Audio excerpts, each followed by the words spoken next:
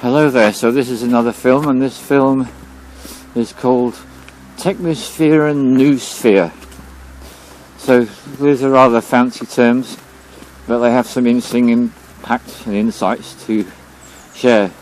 So the Technosphere is what we are using every time we go online. And basically, if anyone wants to know anything about anything these days, the most likely thing they're going to do is they'll Google it.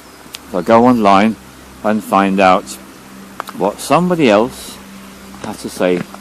In other words, almost all of us gain almost all our opinions about everything by listening to the opinions of other people. So that's the Technosphere. Now the other thing is the Noosphere, which is what I'm engaged with right now. So the Noosphere is actually what we find in wild nature. So here I am walking into the realms of the plants, and what I've learnt as a shaman is that the realms of the plants is a vast storehouse of information which is far more significant than anything and everything that you can get on the internet. It's a strange thing to get your head around, because here it is. The internet is utterly amazing in terms of the information you can access. It's extraordinary. If you want to learn about virtually anything, you can get information there. However, what you need to be aware of, it's pretty much all somebody's opinion and experience, just like the content of this film. It's my opinion, my experience, what I learned, right? Now, when you go into nature, what it is possible for you to do is to slow yourself right down and to start to tune in to the plants. And in fact, this vision I'm just showing you is extraordinary. I'm actually hit by the incredible contrast of the colours, the green of the grass, this really rich orange colour of the plants which are growing just the other side of the small river, and then the trees beyond it. So this is it. What I want you to understand is that all plants have got roots, and the roots go into the earth. Pretty obvious stuff so far. Now what most people don't realise is that the roots of the plants actually have a connection with a form of life which is called fungi. Now these fungi have a name, and they're called mycorrhiza. And what the mycorrhiza do is the mycorrhiza actually help the plants absorb the nutrients. Now that's what the scientists have known for a long time. But what is becoming more of a new bit of information is that the mycorrhiza actually cause all plants to be connected. So when we look at plants, when we look at all these trees here, for example, everything that you can see out here in nature, it's all connected. All these plants are joined together by the mycorrhiza. So the mycorrhiza is the way that the information between plants is shared, which is pretty extraordinary. So here's the thing. Nature is a vast repository of information. Now, so long as we're active and busy in our rational minds, it's very difficult to access this information. But as soon as we calm ourselves down and slow down and just be in nature, all this is information. Now, computers and everything to do with the internet is all based upon the 0 and the 1. Just 2, on or off, 0, 1, that's all there is. And that creates the amazing possibility of the internet. When it comes to the human body or the plants, what you've got is you've got DNA. That's the code, that's the instruction, gives everything life. And this DNA has got 4 base pairs: adenine, guanine, cytosine and thymine. So rather than having just 2 options, 0 and 1, on and off, you've got 4 possibilities. When you go from on or off to 4, this is incredible in terms of the complexity and the possibility of storing information.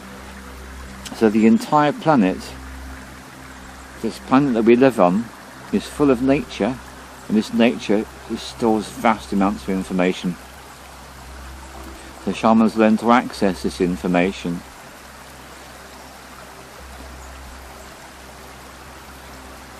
So it's pretty extraordinary. So this is the Noosphere. The Noosphere, this wonderful repository of information that most people ignore. because they don't ever slow down enough to be able to take the information in. What we do as shamans when we do our shamanic journeys, we tap into a level of this, because what the shaman knows is that we are all one, we're all connected. And when we do our journey, we can connect with the lower world and we can connect with the upper world.